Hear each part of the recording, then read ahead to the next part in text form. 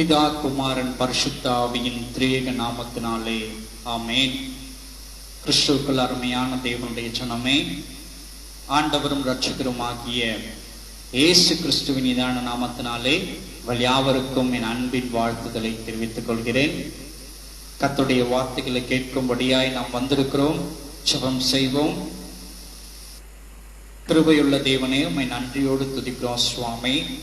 உடைய வார்த்தைகளை கேட்கும்படியாய் நாங்கள் காத்திருக்கிறோம். ஆண்டவரே, நீர் எங்களோடு கூட பேசுவீராக, இடைப்படுவீராக.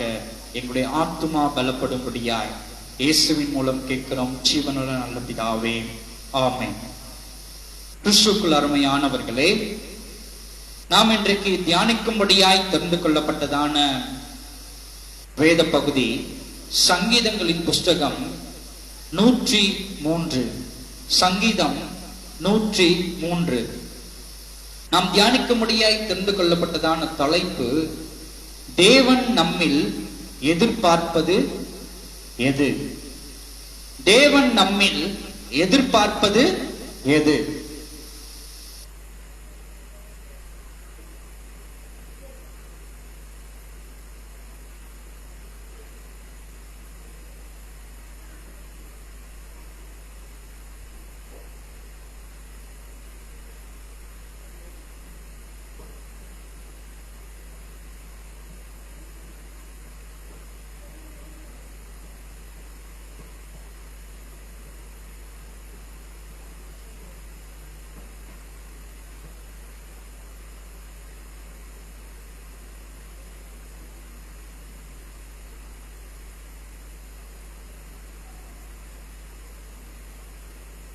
வாசிக்க கேட்போம்.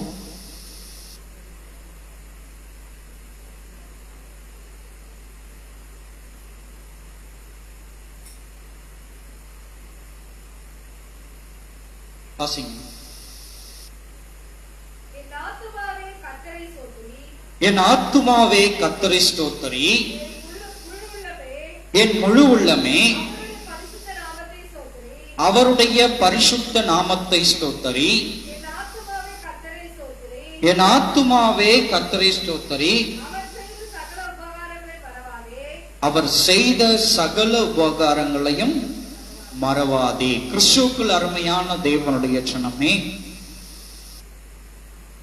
இது சங்கீதம் 103 1-2 வசனங்கள் அனைவரும் அறிந்ததான ஒரு திருவசனமாய் காணப்படுகிறது.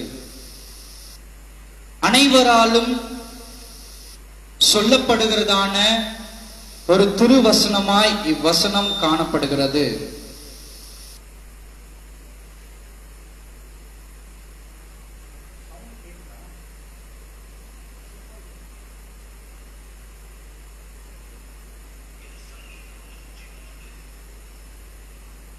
இத்திருவசனம்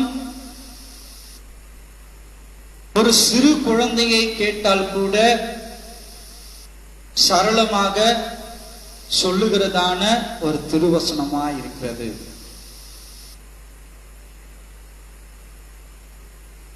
இந்த சங்கீதத்தின் திருவசனத்தை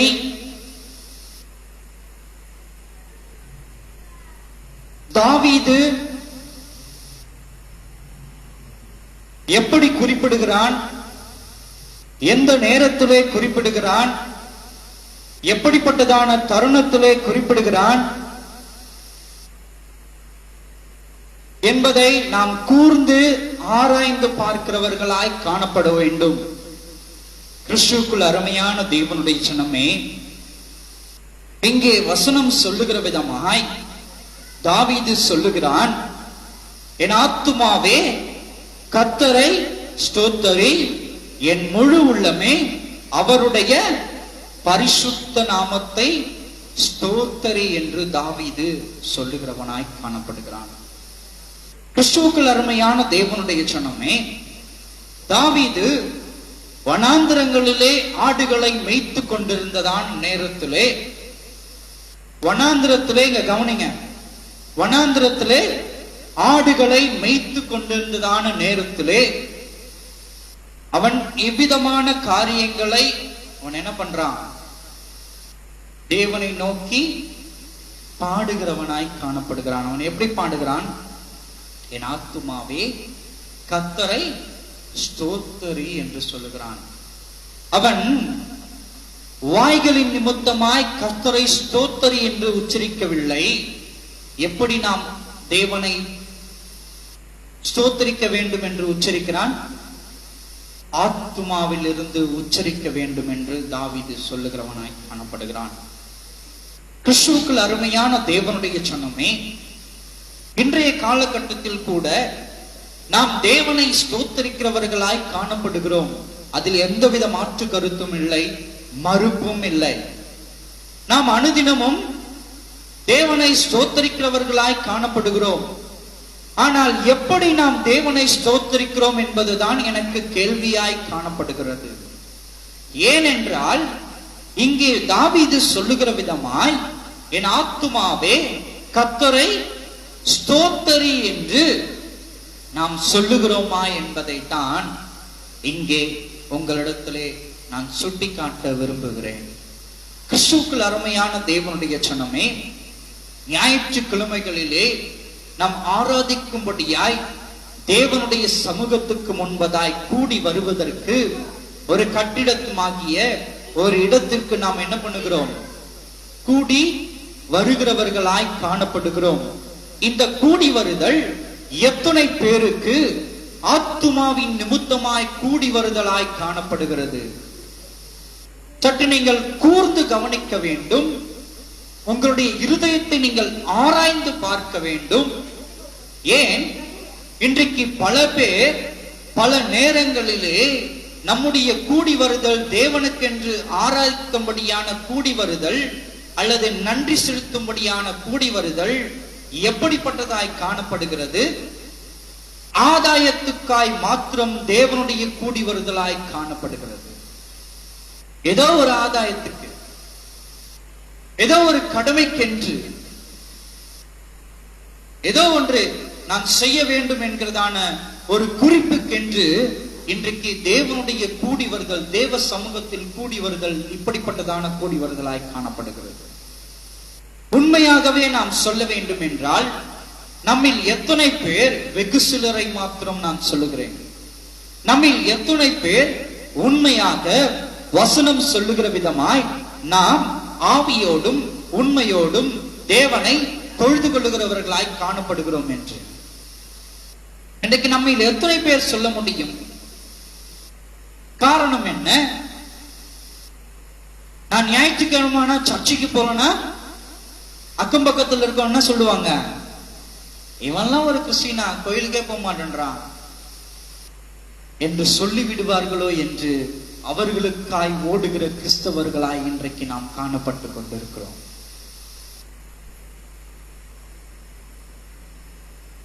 சர்ச்சைக்கு போலனா பாஸ்டர் நம்மளை கேள்வி கேட்பாரு, பாஸ்டர் நமக்கு எந்த ஒரு நலத்தையும் செய்ய மாட்டாரு, ஜெபம் பண்ண மாட்டாரு என்று பாஸ்டருக்காய் ஓடுகிற சில கிறிஸ்தவர்களும் உண்டு.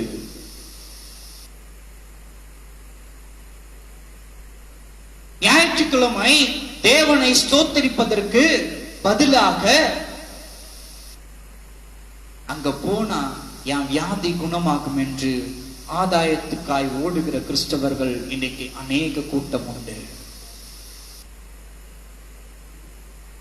ஒரு காரியத்தை நீங்க நன்றாய் அறிந்து கொள்ள வேண்டும். இங்கே தாவீது சொல்லுகிற விதமாய் என் ஆத்துமாவே கர்த்தரை ஸ்தோத்தரி என்று சொல்லுகிறான் தாவீது. இன்றைக்கு நம்மில் எத்தனை பேர் என் ஆத்துமாவே கர்த்தரை ஸ்தோத்தரி என்று நாம் சொல்லுகிறவர்களாய் காணப்படுகிறோம்? உள்ளத்தின் ஆழத்திலிருந்து நாம் தேவனை எத்தனை பேர் ஸ்தோத்தரிக்கிறவர்களாய் காணப்படுகிறோம்?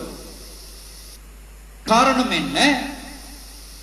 இன்றைக்கு களியாட்டங்களின் நிமித்தமாய் நம்முடைய இருதயம் மறைக்கப்பட்டிருக்கிறபடியினாலே அல்லது ஈர்க்கப்பட்டிருக்கிறபடியினாலே நாம் உள்ளத்தின் ஆழத்திலிருந்து தேவனை ஸ்தோத்தரிப்பதற்கு பதிலாக நாம் இன்றைக்கு எப்படி ஸ்தோத்தரித்துக் கொண்டிருக்கிறோம்? என் சந்தோஷத்துக்கு நான் தேவனை ஸ்தோத்தரிக்க வேண்டும் என்று நாம் ஸ்தோத்தரித்துக் கொண்டிருக்கிறோம்.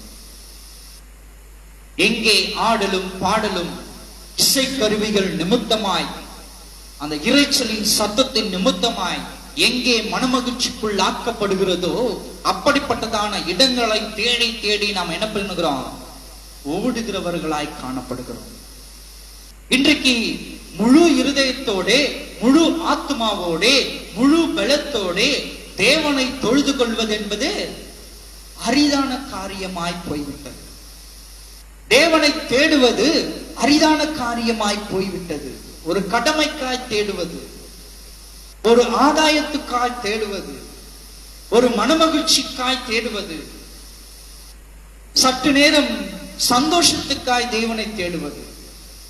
அங்க போனா கொஞ்ச நேரம் என்ன பண்ணுவாங்க? நம்மள நல்ல வர்ஷிப் என்ற பேர்ல பாட்டு பாடி டான்ஸ் ஆட சொல்லுவாங்க.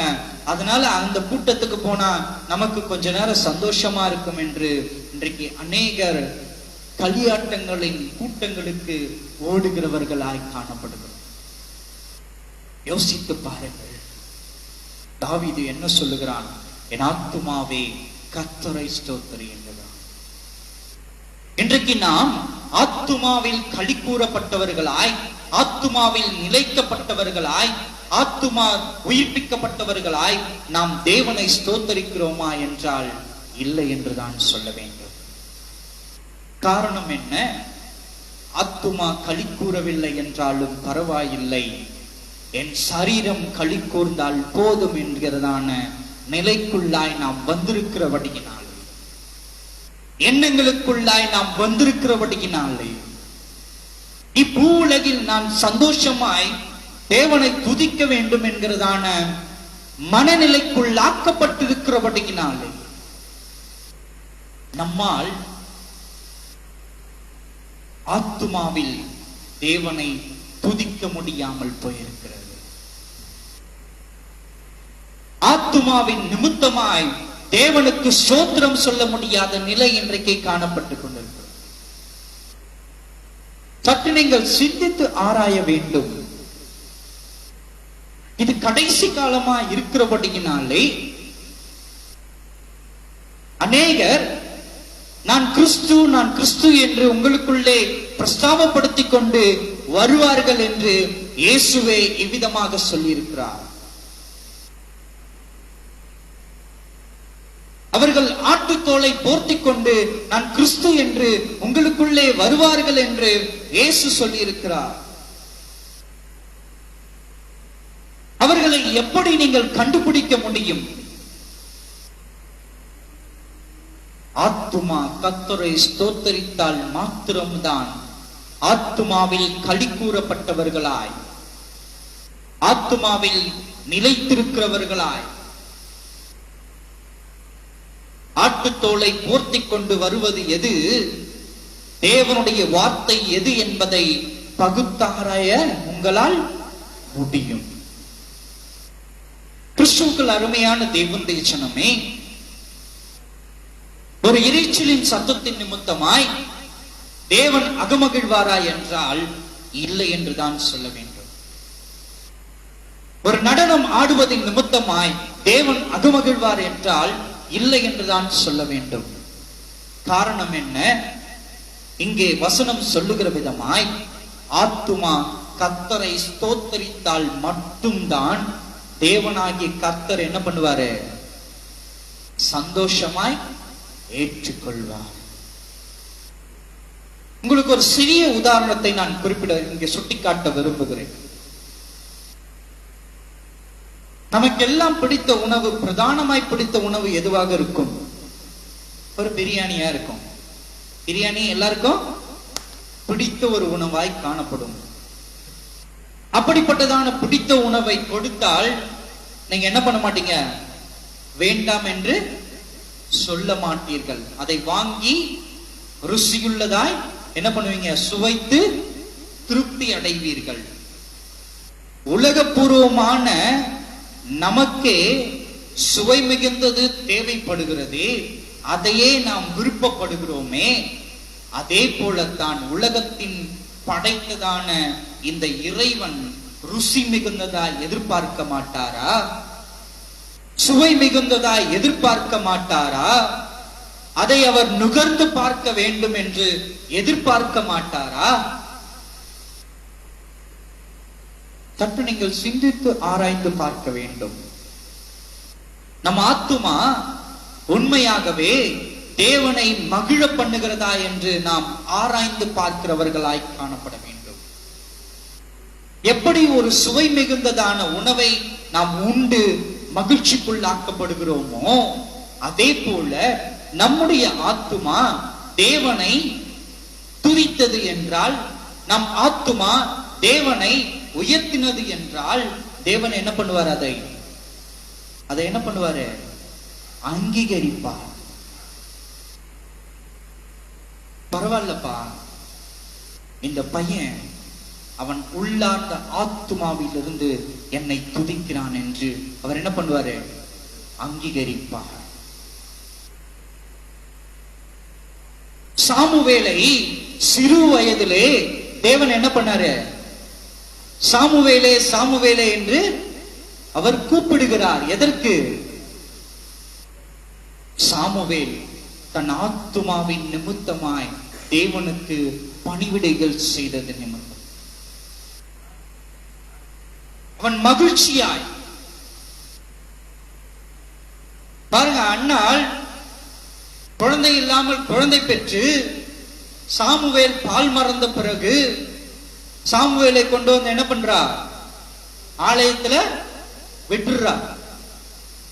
ஆலயத்துல விட்ட உடனேயும் அங்க சாமுவேல் செய்கிறதான காரியம் என்னவாய் காணப்படுகிறது? ஏலிக்கு தேவையான எல்லா உதவிகளையும் சாமுவேல் செய்கிற ஒரு பிள்ளையாய் காணப்படுகிறான். தேவன் அதை பார்க்கிறார். ஏலி கூட எல்லா வேலைகளையும் இவன் எப்படி செய்கிறான்? இந்த சாமுவேல் என்கிறதான சிறு பிள்ளை மன விருப்பத்தின்படி விருப்பப்பட்டு. இன்னைக்கு நம்ம கூட அம்மா அப்பா எதனா வேலை சொன்னாங்கன்னா நம்ம என்ன பண்ணுவோம்? உனக்கு வேற வேலை இல்லைம்மா, மனம் கசிந்து அந்த வேலைகளை நாம் என்ன பண்ணுவோம்? செய்து முடிப்போம். இல்லை என்று நான் சொல்லவில்லை. மனம் கசிந்து அந்த வேலைகளை செய்து முடிப்போம். ஆனால் மனம் கசிந்து செய்கிறதான வேலைக்கு ஒரு பிரயோஜனமும் இல்லை, பலன் இல்லை. உற்சாகமாய் செய்கிற வேலைக்கு என்ன பண்ணப்படும்? பலன் உண்டு. நம்ம என்ன பண்ணுவாங்க? உற்சாகப்படுத்தி ஏதாவது நமக்கு கொடுப்பார்கள். அதே போலத்தான் இந்த சாமுவேல் என்கிறதான சிறு பிள்ளை தான் மனம் வந்து மன மகிழ்ச்சியோடு தேவனுடைய சமூகத்தில் தேவனுடைய ஆலயத்தில் தன் ஆத்துமா மகிழத்தக்கதாய், தன் ஆத்துமா தேவனை களிக்கூறத்தக்கதாய் என்ன பண்ண? அவன் ஏலிக்கென்று எல்லா உதவிகளையும் தேவனுக்கென்று அவன் செய்தான். அப்படி செய்ததின் நிமித்தமாக தேவன் சாமுவேலை கண்டார். சாமுவேலே சாமுவேலே என்று அழைத்தார். சாமுவேலை ஆசீர்வதித்து சாமுவேலுக்கு என்ன பண்ணாரு? பின் நாட்களிலே அவன் வளர்ந்த பொழுது அவன் ஒரு தீர்க்கதரிசியாய் அபிஷேகம் பண்ணினார். அல்லேலூயா, அல்லேலூயா. அவன் தீர்க்கதரிசியாய் பின் நாட்களிலே பெரிய ஒரு தீர்க்கதரிசியாய் காணப்பட்டான். கிறிஸ்துவுக்குள் அருமையான தேவனுடைய ஜனமே, அந்த சாமுவேல் தீர்க்கதரிசியாய் வருவதற்கு எது காரணமாய் இருந்தது? அவன் ஆத்துமாவின் நிமித்தமாய் தேவனை துதித்தது. அல்லேலூயா. அவன் ஆத்துமாவின் நிமித்தமாய் தேவனுக்கு பணிவிடைகளை செய்தது. அவன் ஆத்துமாவின் நிமித்தமாய் தேவனுக்கென்று எல்லா வேலைகளையும் செய்தது. இன்றைக்கு நம்மில் எத்தனை பேர் ஆத்துமாவின் நிமித்தமாய் தேவனுக்கு உண்மையாக நன்றிகளை செலுத்துகிறவர்களாய் காணப்படுகிறோம்? ஏதோ அவங்க சொன்னாங்க, இவங்க சொன்னாங்க, யாரும் ஏதோ சொல்லக்கூடாது, அல்லது எனக்கு வியாதி குணமாகணும், எனக்கு இருக்கிறதான பிரச்சனை போக வேண்டும் என்று ஆதாயத்துக்காய் ஒருவேளை நாம் தேவனை தொழுது கொள்வானால் நம்மை விட துரதிர்ஷ்டசாலிகள் வேறு யாரும் கிடையாது. நம்மை விட துரதிர்ஷ்டசாலிகள் வேற யாருமே கிடையாது. காரணம் என்ன? இங்கே தாவீது சொல்வது போல, என் ஆத்துமாவே கர்த்தரை ஸ்தோத்திரி என்று நாமும் நம்முடைய வாய்களின் நிமித்தமாய் தேவனை ஆத்துமாவில் களி கூறப்பட்டவர்களாய் என்ன பண்ணோம்? ஸ்தோத்திரிக்கிறவர்களாய் காணப்படும். என் முழு உள்ளத்தோட அவருடைய பரிசுத்த நாமத்தை நாம் ஸ்தோத்திரிக்கிறவர்களாய் காணப்படும். முழு உள்ளமும் அவரை துதிக்கிறவர்களாய் காணப்பட வேண்டும். பாதி கர்த்தருடைய சமூகத்துல இருந்துட்டு பாதி ஐயோ வீட்டுல கறி வாங்கி வச்சுட்டு வந்துட்டனே, அந்த கறி என்னாகுமோ ஏதாகுமோ யோசித்துக் கொண்டு தேவனுடைய சமூகத்தில் நீ அமர்ந்திருப்பாயானால் அது முழு உள்ளமாய் காணப்படாது. தேவனை பாதி உள்ளத்தோட நீ ஆராதித்துக் கொண்டு ஐயோ நாளைய தினத்தில் எனக்கு என்னவாகுமோ, எனக்கு இப்படிப்பட்டதான பிரச்சனைகள் காணப்படுகிறதே, அந்த பிரச்சனையை நான் எப்படி சமாளிப்பது என்று நீ யோசித்துக் கொண்டே, அந்த பிரச்சனைகளை குறித்து நீ சிந்தித்துக் கொண்டே தேவனை தொழுது கொண்டிருப்பாயானால் அதில் என்ன பண்ண முடியாது? ஒரு பிரதிபலனையும் நீ என்ன பண்ண முடியாது? பெற்றுக்கொள்ள முடியாது. காரணம், இங்கே தாவீது சொல்லுவது போல உன் முழு உள்ளத்தோட அவருடைய பரிசுத்த நாமத்தை நாம் ஸ்தோத்தரிக்கிறவர்களாய் காணப்பட வேண்டும். அவருடைய நாமம் பரிசுத்தமான நாமம். அந்த பரிசுத்த நாமத்தை நாம் எப்படி தொழுது கொள்ள வேண்டும்? முழு உள்ளத்தோட தேவனுடைய சமூகத்துக்கு நாம் கடந்து வந்து விட்டோமானால் நம்முடைய சிந்தைகள், நம்முடைய எண்ணங்கள் எங்கேயும் அப்படி இப்படி சிந்தப்படாதபடிக்கு, சுற்றாதபடிக்கு, எண்ணங்கள் அலைப்பாயாதபடிக்கு நம்முடைய சிந்தை எதை நோக்கி காணப்பட வேண்டும்? எதை நோக்கி காணப்பட வேண்டும்? இயேசு கிறிஸ்துவை நோக்கி காணப்பட வேண்டும். இதை நான் உங்களிடத்திலே சொல்லிக் கொண்டிருக்கும் பொழுது, என் சிறு வயதிலே நான் பள்ளி படிக்கும் பொழுது என்னுடைய ஆசிரியர் சொன்னதான ஒரு சிறிய கதை எனக்கு ஞாபகத்துக்கு வருகிறது. நான் அதை உங்களோடு கூட பகிர்ந்து கொள்ளலாம் என்று நினைக்கிறேன். பாருங்க, என்னுடைய ஆசிரியர் இவ்விதமாக ஒரு கதையை சொன்னார். ஒரு ஆசிரியர் பாடம் நடத்தி கொண்டிருந்தாராம். அந்த ஆசிரியர் பாடம் நடத்தி கொண்டிருந்ததான அந்த நேரத்திலே அநேக மாணாக்கர்கள் உட்கார்ந்து என்ன பண்ணி கொண்டிருந்தாங்களாம்? பாடத்தை கவனித்துக் கொண்டிருந்தார்களாம். அந்த ஆசிரியர் இடையிடையே அந்த மாணாக்கரிடத்திலே அவர் என்ன கேட்டுக் கொண்டிருந்தாராம்? உங்களுக்கு நான் நடத்துகிறதான பாடங்கள் எல்லாம் புரிகிறதா என்று கேட்டுக்கொண்டே இருந்தாராம்.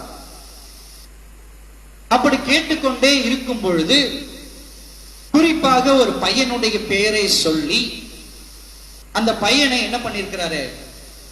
ஏண்டா எல்லாம் உள்ள நுழைஞ்சிச்சான்னு கேட்டிருக்கிறாரு. என்ன கேட்டிருக்கிறாரு?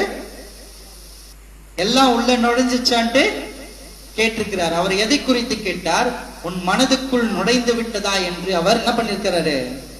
அதை குறித்து கேட்பதற்காக நான் சொல்வதெல்லாம் உள்ளே நுழைந்ததா என்று கேட்ட பொழுது அவன் சொல்லியதான காரியம் எனக்கு இன்றைக்கும் நகைப்பு வருகிறது. சார், பாதி உள்ள போயிடுச்சு சார், வால் மட்டும் ஒண்ணு பேலன்ஸ் இருக்கு சார் சொன்னானா. என்ன சொன்னானா? பாதி உள்ள போயிடுச்சு சார், வால் மட்டும் மீதி பேலன்ஸ் இருக்கு சார் சொன்னானா. அவருக்கு ஒரே தூக்கி வாரி போட்டுச்சு. பாடம் சொல்லி கொடுத்திருந்தவரு தன் புத்தகத்தை மேசையின் மீது வைத்து விட்டு திரும்பி பார்த்து, என்னடா பாதி உள்ள போயிடுச்சு, வால் மட்டும் இருக்குதுன்னு என்னடா சொல்றேன்னு சொல்லிட்டு கேட்டா, அப்புறமா தான் சொல்றானா, சார் அந்த பல்லி அந்த ஓட்டைக்குள்ள போச்சு, உடம்பு பாதி உள்ள போயிடுச்சு, வால் மட்டும் இன்னும் மீதி இருக்கு சார் சொல்லலாம். அந்த பையனை அவர் கண்டித்தார். இதை எதற்காக நான் உங்களுக்கு சொல்லுகிறேன் என்றால், நாம்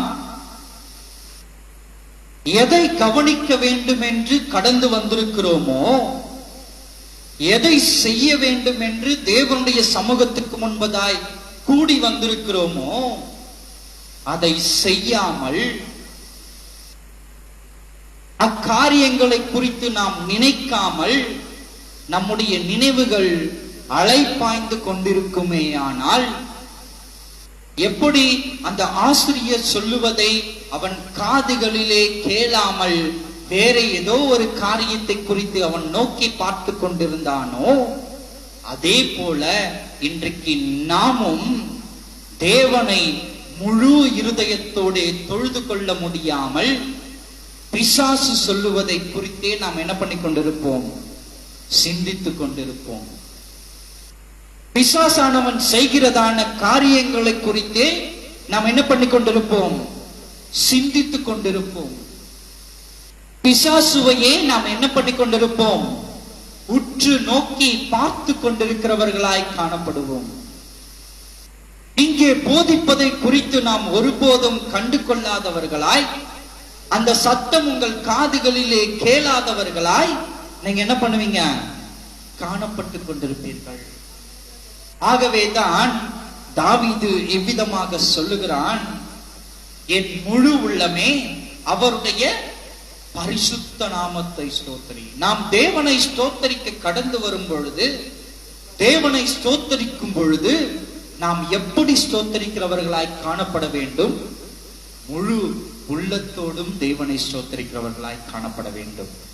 ஒருவேளை அந்த மாணவனை போல முழு சிந்தையும் அந்த வகுப்பறையிலே இல்லாமல் கண்கள் மாத்திரம் தன்னுடைய ஆசிரியரை நோக்கி கொண்டும் தன் எண்ணங்கள் எல்லாம் அந்த பள்ளியை நோக்கி கொண்டும் இருந்தது போல நாமும் இன்றைய நாளிலே தேவனை நோக்கி பார்ப்பதற்கு பதிலாக கண்களை மாத்திரம், அதாவது சரீரத்தின் நிமித்தமாய் மாத்திரம் தேவனை துதித்து விட்டு உள்ளான சிந்தனையை பிசாசுக்கு நேராய் நாம் செலுத்திக் கொண்டிருப்போமானால், உலக மாயைகளிலே நாம் செலுத்திக் கொண்டிருப்போமானால், களியாட்டங்களிலே நம்முடைய சிந்தையை செலுத்திக் கொண்டிருப்போமானால், பாடத்தை கவனிக்காத அந்த மாணவனை போல கண்டிப்புக்குள் ஆக்கப்படுகிறவர்களாய் நாமும் ஆளாக்கப்படுவோம்.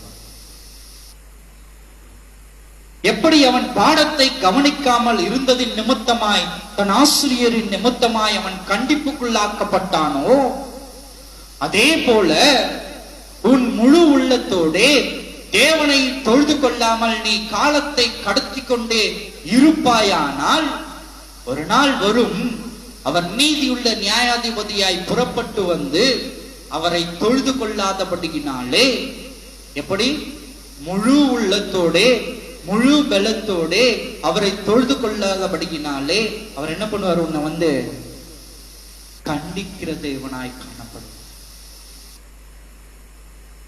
நீ செய்த காரியத்துக்கு தக்க பலனை அவர் உனக்கு கொடுக்கிற தேவனாய் காணப்படுவார். ஆகவே எச்சரிக்கையுள்ள பிள்ளையாய் காணப்படும். கிறிஸ்துவுக்குள் அருமையான தேவனுடைய சின்னம். வேதத்திலிருந்து நான் ஒரு சம்பவத்தை சுட்டிக்காட்ட விரும்புகிறேன். எடுத்து வாசிப்போம். லூக்கா எழுதின சுவிசேஷம் 17ஆம் அதிகாரம். லூக்கா 17.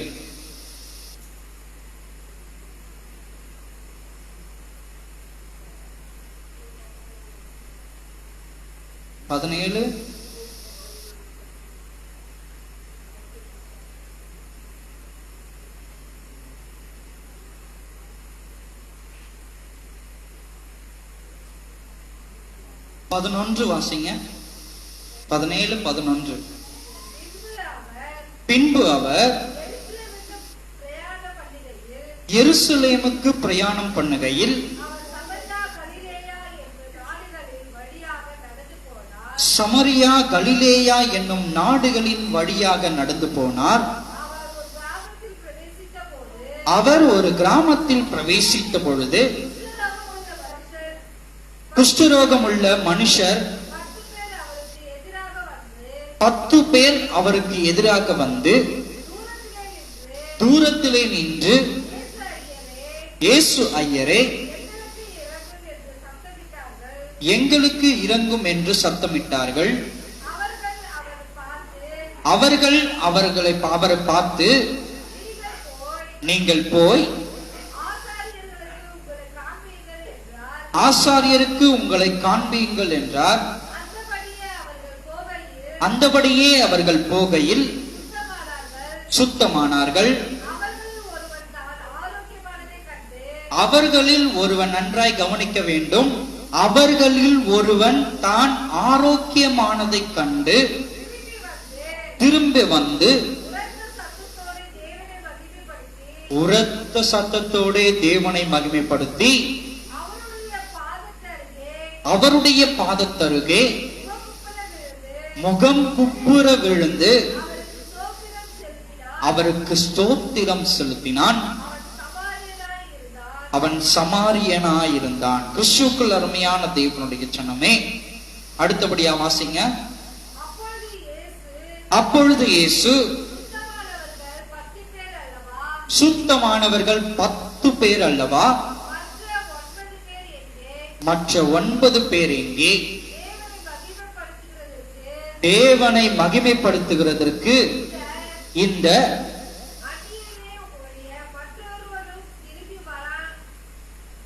அந்நியனே ஒழிய மற்றொருவனும் திரும்பி வர காணுமே என்றார் சொல்லி அவனை நோக்கி, எழுந்து போ,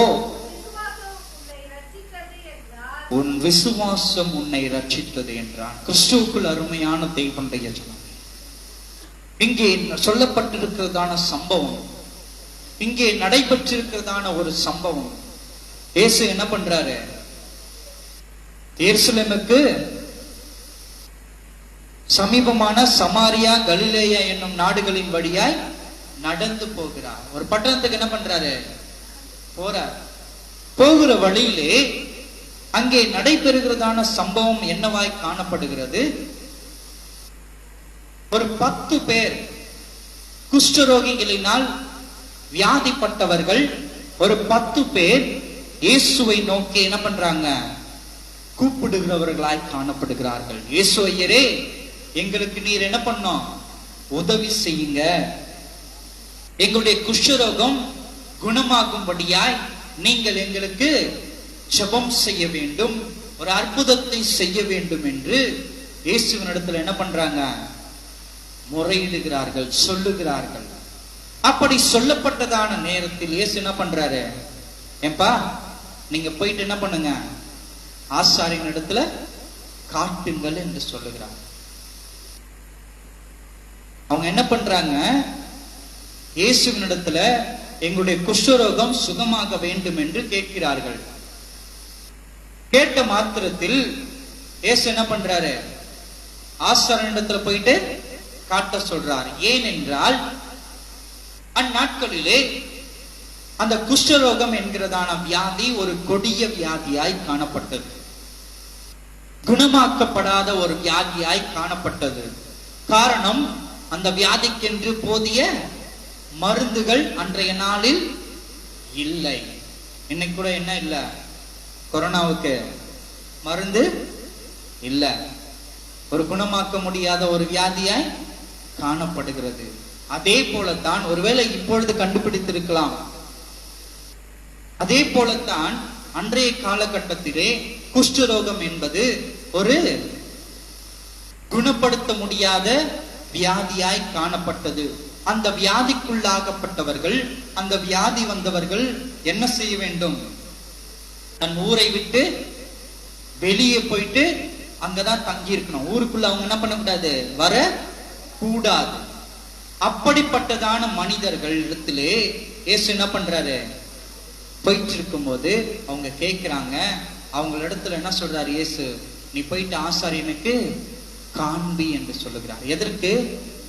மீண்டுமாய் அவர்கள் ஊருக்குள்ளே வர வேண்டும் என்றால், தன் கிராமத்துக்குள்ளே வசிப்பதற்காய் வர வேண்டும் என்றால், ஆசாரியனிடத்திலே தன் கரங்களை காண்பித்து, எங்களுக்கு குணமாக்கப்பட்டது, நாங்கள் சுகத்தை பெற்றுக்கொண்டோம், எங்களுக்கு எந்த வியாதியும் இல்லை, நாங்கள் இது முதற்கொண்டு கிராமத்தில் வசிப்பதற்கு தகுதியானவர்கள் என்று ஆசாரியனிடத்திலே காண்பித்து அனுமதி பெற்றுக்கொள்ள வேண்டும் என்பது அன்றைய நாட்களில் கொடுக்கப்பட்டதான ஒரு சட்டமாயிருந்தது. ஆகவே தான் இயேசு அவர்கள் என்ன சொல்றாரு? நீங்க போயிட்டு ஆசாரியனிடத்துல காண்பீங்கள் என்றார். அப்படி போகிற வழியிலே இவர்களுக்கு என்ன பண்ணுது? அந்த வியாதி என்ன பண்ணுது? குணமாக்கப்பட்டிருக்கிறது. அப்படி குணமாக்கப்பட்டதை அவர்கள் அறிந்த பொழுது, உணர்ந்த பொழுது, அந்த 10 பேரில் ஒருவன் மாத்திரம் என்ன பண்றான்? பாதி வழியில் போனவன் மீண்டுமாய் திரும்பி இயேசுவினிடத்துக்கு என்ன பண்றான்? வருகிறவனாய் காணப்படுகிறான். இயேசுவினிடத்தில் வந்து அவன் இவ்விதமாக சொல்லுகிறான், ஐயரே, நான் என்ன பண்ணிட்டேன்? உம் நாமத்தின் நிமித்தமாய் சுகத்தை பெற்றுக்கொண்டேன், உமக்கு என்ன நன்றி என்று இயேசுவினிடத்துக்கு வந்து அவன் என்ன பண்றான்? நன்றிகளை செலுத்துகிறான். அந்த வசனத்தை வாசிப்போமா? எவ்வளவு அற்புதமான வசனம்.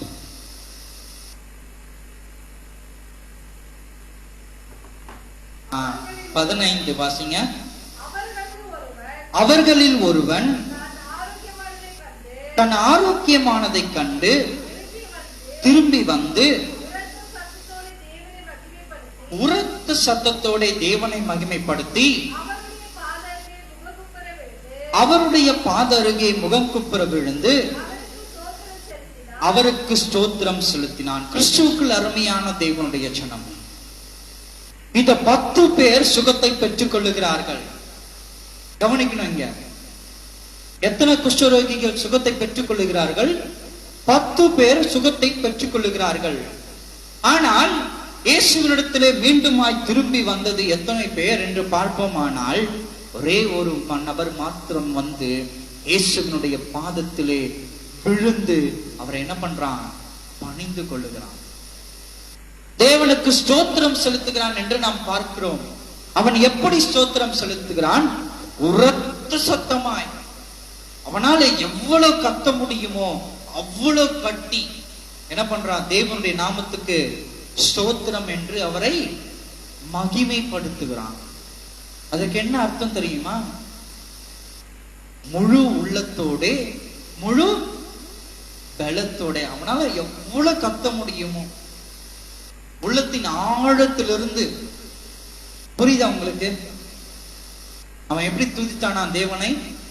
உள்ளத்தின் ஆழத்திலிருந்து உரத்த சத்தமாய் தேவனுக்கு நன்றிகளை செலுத்தினான் என்று.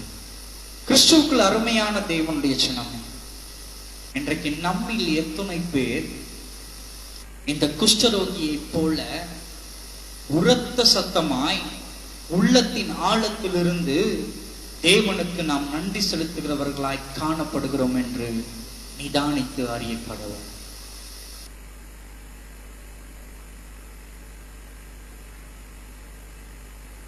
இந்த 2024ஆம் வருடத்திலே ஜனவரி மாதம் 1ஆம் தேதி துவக்கம் முதல் கொண்டு இந்நாள், இந்நேரம், இந்நொடி பொழுது வரைக்கும் நமக்கு எத்தனையோ நன்மைகளை அவர் செய்திருக்கிறாரே. அத்தனை நன்மைகளையும் பெற்றுக்கொண்ட நாம் இன்றைக்கு யாராய் இருக்கிறோம் என்பதை நீங்கள் யோசித்து பார்க்கிறவர்களாய் காணப்பட வேண்டும். பெற்றுக்கொண்டவர்கள் 10 பேர் அவருடைய ஆசீர்வாதத்தை, அவருடைய சுகத்தை பெற்றுக்கொண்டவர்கள் 10 பேர். ஆனால் தேவனுடைய நாமத்தை முழு இருதயத்தோட ஸ்தோத்திரம் செலுத்தினது ஒரே ஒரு நபர் மாத்திரம். மீதி இருந்ததான 9 பேர் அவருடைய ஆசீர்வாதத்தை பெற்றுக்கொண்டும் இதை சொல்வதற்கு எனக்கு வருத்தமாயிருக்கிறது, நன்றி இல்லாதவர்களாய் திரும்பி போய்விட்டார்கள். இன்றைக்கு நாம் எப்படி இருக்கிறோம்? 2024ஆம் வருடத்திலே எத்தனையோ ஆசீர்வாதத்தை தேவனுடைய நாமத்தின் நிமித்தமாய் நாம் சுதந்திரித்துக் கொண்டிருக்கிறோம், நாம் பெற்றுக் கொண்டிருக்கிறோம். அத்தனை நன்மைகளை நாம் பெற்றுக்கொண்டு என்றைக்காவது நாம் நன்றி செலுத்தியிருக்கிறோமா அவருக்கு? உள்ளத்தின் ஆழத்திலிருந்து, தேவனே, நீர் செய்த அத்தனை நன்மைகளுக்கும் உமக்கு கோடி கோடி நன்றிகளையா என்று உள்ளத்தின் ஆழத்திலிருந்து ஆத்துமாவின் நிமித்தமாய் களி கூர்ந்தவர்களாய், ஆத்துமாவின் நிமித்தமாய் மகிழப்பட்டவர்களாய், ஆத்துமாவின் நிமித்தமாய் தேவனுக்கு நன்றி செலுத்துகிறவர்களாய் என்றைக்காவது நாம் இருந்திருக்கிறோமா? யோசித்து பாருங்கள். உங்கள் இருதயத்தை நீங்கள் ஆராய்ந்து பாருங்கள். நன்மைகளை நாம் பெற்றுக் கொண்டிருக்கிறோம். எண்ணில் அடங்காத நன்மைகள். எத்தனையோ தருணத்திலே, எத்தனையோ நேரத்தில், ஆபத்து நேரத்தில் நாம் அவரை நோக்கி கூப்பிட்ட பொழுது அவர் உடனே இறங்கி வந்து மறு உத்தரவு கொடுத்து நமக்கு என்ன பண்ணிருக்கிறார்? அந்த ஆபத்திலிருந்து நம்மை காத்திருக்கிறார், நம்மை பாதுகாத்திருக்கிறார். பல நேரங்களிலே நாம் வியாதிப்பட்டு படுத்த படுக்கையா இருக்கும் பொழுது நம் வியாதிகளை போக்குவதற்காக தேவனை நோக்கி கூப்பிட்ட பொழுது அவர் உடனே இறங்கி வந்து மறு உத்தரவு அருளச் செய்து நமக்கு என்ன பண்ணிருக்கிறார்? அந்த வியாதியிலிருந்து சுகம் கொடுத்திருக்கிறார், ஒரு புதிய பலனை கொடுத்திருக்கிறார். எல்லாவற்றையும் பெற்றுக்கொண்ட நாம் நன்றி இல்லாதவர்களாய் அந்த 9 பேரை போல எப்படி அவர்கள் கடந்து போனார்களோ அதே போல இன்றைக்கு நாமும் நன்றி இல்லாதவர்களாய் 2024 கடந்து 2025 பிரவேசிக்க ஆயத்தப்பட்டு கொண்டிருக்கிறோம். எத்தனை ஒரு வேதனை இருக்கக்கூடிய காரியம், எவ்வளவு ஒரு வேதனையான காரியம். தாவீது சொல்றான், என் ஆத்துமாவே கர்த்தரை ஸ்தோத்தரி என்று. என் முழு உள்ளமே அவருடைய பரிசுத்த நாமத்தை ஸ்தோத்தரி என்று தாவீது சொல்லுகிறான். அவன் சொல்வது மாத்திரமல்லாமல் அதை செய்தவனாயும் காணப்பட்டான். இன்றைக்கு நம்மில் எத்தனை பேர் தாவீதின் சங்கீதத்தை சொல்லுகிற நாம் இன்றைக்கு சொல்லுகிற விதமாய் மாத்திரமல்லாமல் அதை செய்கிறவர்களாய் காணப்படுகிறோம்? எத்தனை பேர் நம்மில் செய்கிறவர்களாய் காணப்படுகிறோம்? இன்றைக்கு நாம் எப்படிப்பட்டவர்களாய் இருக்க போகிறோம்? அந்த 9 பேரை போல நாம் காணப்பட போகிறோமா? அல்லது அந்த ஒருவனை போல தேவனுடைய பாதத்துக்கு நேராய் திரும்பி வந்து இந்த ஆசீர்வாதங்களின் நிமித்தமாய் அவன் மனமகிழ்ச்சிக்குள்ளாக்கப்பட்டவனாய் எப்படி தேவனுடைய நாமத்தை அவன் உயர்த்த சத்தத்தின் நிமித்தமாய் அவருடைய நாமத்தை துதிப்பாடினானோ அதே போல இன்றைக்கு விசுவாசம் உள்ளவர்களாய், விசுவாசத்தின் நிமித்தமாய் நாம் தேவனுக்கு நன்றி செலுத்துகிறவர்களாய் காணப்படுவோமா? உங்கள் இருதயத்தை நீங்கள் ஆராய்ந்து பாருங்கள். அடுத்து வாசிப்போம் சங்கீதங்களின் புஸ்தகம் 104 சங்கீதம் 1-2 நாம் வாசிப்போம். சங்கீதம் 104. என் ஆத்துமாவே கர்த்தரை ஸ்தோத்திரி, என் தேவனாகிய கர்த்தாவே நீர் மிகவும் பெரியவராயிருக்கிறீர், மகிமையும் மகத்துவமும் மகிமையும் மகத்துவத்தையும் அணிந்து கொண்டிருக்கிறீர். ஒளியை வஸ்திரமாக தரித்து வானங்களை துறையை போல் விரித்திருக்கிறீர். கிறிஸ்துவுக்குள் அருமையான தேவனுடைய ஜனம், சங்கீதக்காரன் இவ்விதமாய் சொல்லுகிறான். அவர் எப்படிப்பட்டவர் என்று, என் ஆத்துமாவே கர்த்தரை ஸ்தோத்திரி, என் தேவனாகிய கர்த்தாவே நீர் மிகவும் பெரியவர். நீர் எப்படிப்பட்டவர்? மிகவும் பெரியவர். அவர் மிகவும் பெரியவராய் காணப்படுகிறார். ஆகவே தான் வசனம் சொல்லுகிறது, அவர் எவ்வளவு பெரியவர் சொல்லிட்டு வசனம் சொல்லுது. அவர் எவ்வளவு பெரியவர் வசனம் சொல்லுது. வானம் அவரது சிங்காசனம், பூமி அவருடைய பாதபடி என்று வசனம் சொல்கிறது. வானம் அவர் உட்காருகிறதான சிங்காசனமாய் காணப்படுகிறது. அவர் சிங்காசனத்தில் அமர்ந்திருக்கும் பொழுது பூமி அவருடைய பாதபடியாய் இருக்கிறபடியினாலே அவ்வளவு பெரிய தேவன் அவர். அவருடைய மகத்துவங்கள் மிகவும் பெரியது. இங்க தாவீது சொல்றான் பாருங்க, மகிமையும் மகத்துவத்தையும் அணிந்து கொண்டிருக்கிறீர். நீர் எப்படிப்பட்டவராய் இருக்கிறீர்? மகிமையையும் மகத்துவத்தையும் அணிந்து கொண்டிருக்கிறீர். அப்படிப்பட்டதான மகத்துவத்தை அணிந்து கொண்டிருக்கிறதான தெய்வத்தை, அவர் செய்த நன்மைகளை பெற்றுக்கொண்ட நாம் எப்படி துதிப்பாட வேண்டும், எப்படி தொழுது கொள்ள வேண்டும். என் ஆத்துமாவே கர்த்தரை ஸ்தோத்திரி என்று தாவீது புகழ் பாடினபடி வாழ. அதே போல நாமும் தேவனை துதிக்கிறவர்களாய் காணப்பட வேண்டும். அவர் எப்படிப்பட்டவர்? ஒளியை வஸ்திரமாக தரித்து வானங்களை திரையை போல் விரித்திருக்கிற தேவனாய் இருக்கிறார். அவர் எப்படிப்பட்ட தேவனா இருக்கிறார்? ஒளியை வஸ்திரமாக தரித்து வானங்களை விரிவாய் விரித்திருக்கிறார். அப்படிப்பட்டதான மகத்துவத்தின் தேவன் செய்கிறதான ஆசீர்வாதத்தை, கொடுக்கிறதான நன்மைகளை பெற்றுக்கொண்ட நாம் அவருக்கு விசுவாசம் உள்ளவர்களாய் அந்த குஷ்டரோகியை போல, அந்த ஒரு குஷ்டரோகியை போல நாம் முழு ஆத்மாவோட தேவனுக்கு நன்றி சொல்லுகிறவர்களாய் காணப்பட வேண்டும். அடுத்தது இன்னொரு வசனத்தை கூட நாம் பார்ப்போம். அதுல 35 பாருங்க. 35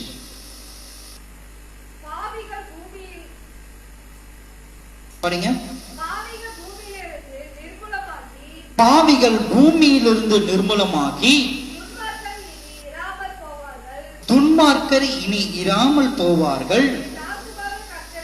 என் ஆத்துமாவே கர்த்தரை ஸ்தோத்திரி, அல்லேலூயா என்று தாவீது சொல்லுகிறான். பாவிகள் பூமியிலிருந்து நிர்மூலமாகி துன்மார்க்கர் இனி இராமல் போவார்கள். யார் பாவிகள்? யார் ஐயா பாவிகள்? அவருடைய நன்மைகளை பெற்றுக்கொண்டும் அவருடைய ஆசீர்வாதங்கள் நிறைவாய் பெற்றுக்கொண்டும்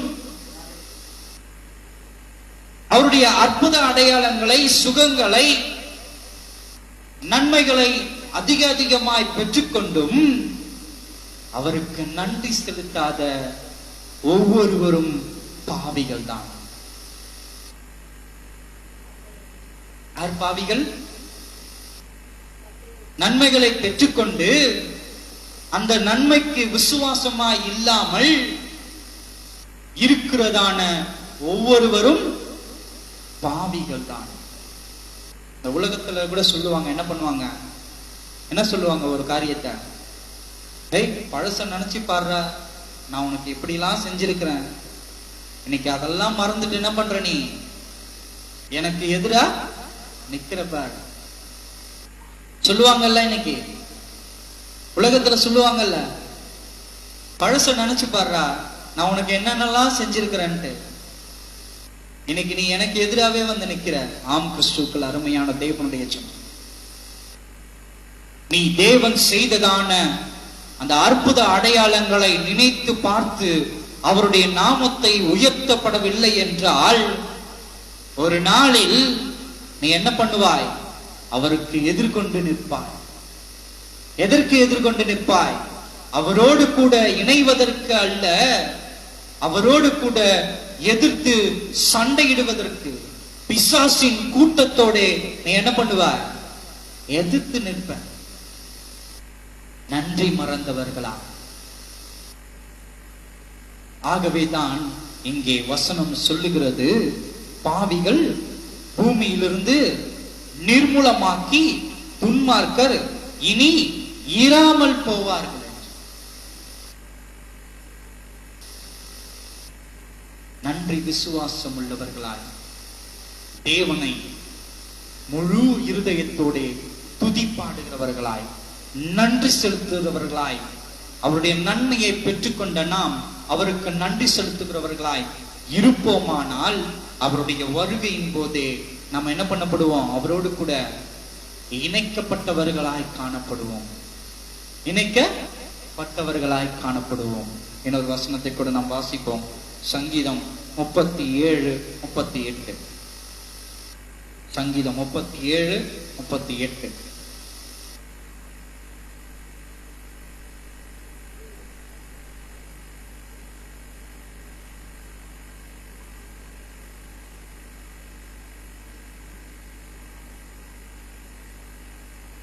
அக்கிரமக்காரர் ஏகமாய் அழிக்கப்பட அக்கிரமக்காரர் ஏகமாய் அழிக்கப்படுவார்கள்.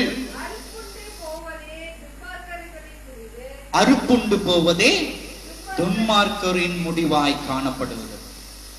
கிறிஸ்துவுக்குள் அருமையான தேவனுடைய ஜனமே, ஒரு காரியத்தை நீ நன்றாய் அறிந்து கொள்ள வேண்டும். நீ பிறந்த நாள் முதலாய் இந்நாள் வரைக்கும் அவர் உன்னை கண்ணும் கருத்துமாய் பாதுகாத்து வந்திருக்கிறார். உனக்கு எத்தனையோ அற்புத அடையாளங்களை அவர் செய்திருக்கிறார். எத்தனையோ நன்மைகளை அவர் உனக்கு செய்திருக்கிறார். அத்தனை நன்மைகளையும் அத்தனை அற்புத அடையாளங்களையும் அத்தனை ஆசீர்வாதங்களையும் பெற்றுக்கொண்ட நீயும் தேவனை முழு இருதயத்தோடு துதிக்கப்படவில்லை என்றால் பாவிகளாக்கப்பட்டவர்களாய் காணப்படுவீர்கள். அந்த பாவிகளாக்கப்பட்டவர்கள் இங்கே வசனம் சொல்லுகிற விதமாய், நீ அக்கிரமக்காரர் ஏகமாய் அழிக்கப்படுவார்கள் என்று. யார் அக்கிரமக்காரர்? நன்மைகளை பெற்றுக்கொண்டு விசுவாசம் இல்லாமல், நம்பிக்கை இல்லாமல், இன்னும் மீண்டும் மீண்டுமாய் உலகத்தின் நிமித்தமாய் ஈர்க்கப்பட்டவர்களாய் அநியாயம் அக்கிரமங்களை செய்வதின் நிமித்தமாகத்தான் எனக்கு மகிழ்ச்சி உண்டு என்று அக்கிரமக்காரர்களாய் இன்றைக்கு உலகத்தில் சுற்றி திரிந்து கொண்டிருக்கிற அத்தனை பேர்களும் தேவனுடைய நியாய தீர்ப்பின் நாளிலே அழிக்கப்பட்டு போவீர்கள் என்று இங்கு வேதம் தெளிவாய் சொல்லப்பட்டிருக்கிறது. கிறிஸ்துவுக்குள் அருமையான தேவனுடைய ஜனமே, இருதயத்தை நீ ஆராய்ந்து பார். அந்த 9 பேரை போல அக்கிரமக்காரர்களாய் நன்மைகளை பெற்றுக்கொண்டும் தேவனிடத்திலே நன்றி செலுத்தாமல் அக்கிரமக்காரர்களாய் போனார்களே, அதே போல உன் வாழ்க்கையிலே நன்மைகளை பெற்றுக்கொண்ட நீ உன் வாழ்க்கையின் உலக வாழ்க்கையின் நிமித்தமாய் ஓடிக்கொண்டே இருப்பாயா? அல்லது அந்த உலகத்தின் வாழ்க்கையிலிருந்து ஒரு யூட்டர்ன் போட்டு அந்த ஒரே ஒரு மனுஷன் மட்டும் வந்து தேவனுடைய பாதத்தில் விழுந்து தேவனை உரத்த சத்தமாய் முழு இருதயத்தோட துதிப்பாடினானே, அவருடைய நாமத்தை மகிழ பண்ணினானே, அதே போல இன்றைக்கு உன் வாழ்க்கையில் ஒரு யூட்டர்ன் போட்டு தேவனுடைய நாமத்தை நீ உண்மையாய் உன் உள்ளத்தின் ஆழத்திலிருந்து துதிக்க போகிறாயா இல்லையா என்பதை நீயே நிதானித்து அறிந்து கொள். உன் கரங்களிலேயே கொடுக்கப்பட்டிருக்கிறது. தேவனின் நாமத்தை உன் முழு இருதயத்தோட நீ தொழுது கொள்ள போகிறாயா? அல்லது தேவனுடைய நாமத்தை தொழுது கொள்ளுகிறேன் என்கிறதான பெயரில் களியாட்டங்களின் நிமித்தமாய், மனமகிழ்ச்சிக்குள்ளாக்கப்படுகிற கூட்டத்தாரின் நிமித்தமாய், அப்படிப்பட்டதான வழிநடத்தப்படுகிறதான ஆடுகளின் கூட்டத்திலே நீ இருக்க போகிறாயா என்பதை நீயே தீர்மானித்து அறிந்து கொள். ஜெபம் செய்வோமா? கிருபையுள்ள தேவனே, நன்றியோடு துதிக்கிறோம் சுவாமி, போற்றுகிறோம் ஆண்டவரே. அப்பா, உடைய நாமத்தை நாங்கள் எப்பொழுதும் துதித்து கொண்டிருக்கும்படியாய் நீர் கிருபை அருளச் செய்வீராக சுவாமி. எங்களுடைய ஆத்துமா உம்மை துதிப்பாடும்படியாய் உள்ளத்தின் ஆழத்திலிருந்து உம்முடைய நாமத்தை நாங்கள் பரிசுத்தமாய் துதிக்கும்படியாய் எங்களை நீர் கிருபை அருளச் செய்வீராக தகப்பனே. அப்பா, அந்த 9 பேரை போல தகப்பனை நாங்கள் அல்லாமல் அந்த ஒரு மனுஷனை போல பெற்ற நன்மைக்கென்று நாங்கள் நன்றி செலுத்துகிறவர்களாய் தகப்பனே இன்றைய நாளில் உமக்கு நாங்கள் நன்றிகளை செலுத்துகிறோம் சுவாமி. கோடி கோடி நன்றிகள் ஐயா. நாமத்தை நாங்கள் உயர்த்துகிறோம் சுவாமி. இதனை ஏற்றுக்கொள்வீராக, சுகந்த வாசனையாய் நீ நுகர்வீராக சுவாமி. உடைய கரத்தில் அர்ப்பணிக்கிறோம். இயேசுவின் மூலம் கேட்கிறோம் ஜீவனுள்ள நல்ல பிதாவே. ஆமென், ஆமென்.